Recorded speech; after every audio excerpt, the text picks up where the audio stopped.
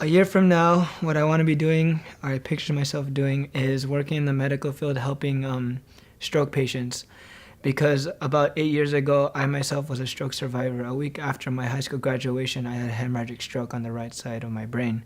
I was just at home and I was in the shower, and all of a sudden I just felt a weird pressure sensation in my head. And then the next thing I know, I collapsed and I'm on the floor. And the only one at home at the time was my younger brother, who was 12 years old. He heard me fall. I was calling for help. I sounded like Rocky because I had the slurred speech. I had that hemiparesia, like, "Hey, Alden, help me." And I could hear him banging on the door, and he couldn't get in because it was locked. And he's the one that actually called 911 and called my parents, so I owe that guy my life.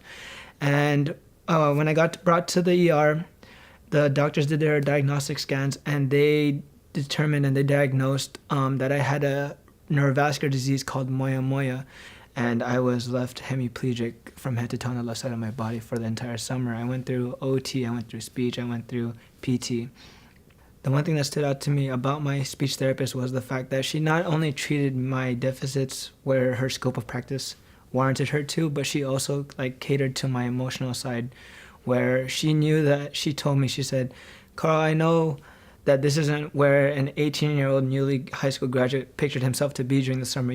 I can picture yourself being out with your friends and celebrating that you graduated high school and you're about to start college.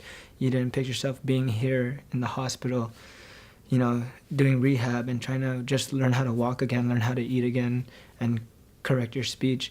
But she said, "I promise you that if you do the activities and you do the exercises with me, we're gonna get through this, and you'll see that you'll be making a lot of gains in your recovery."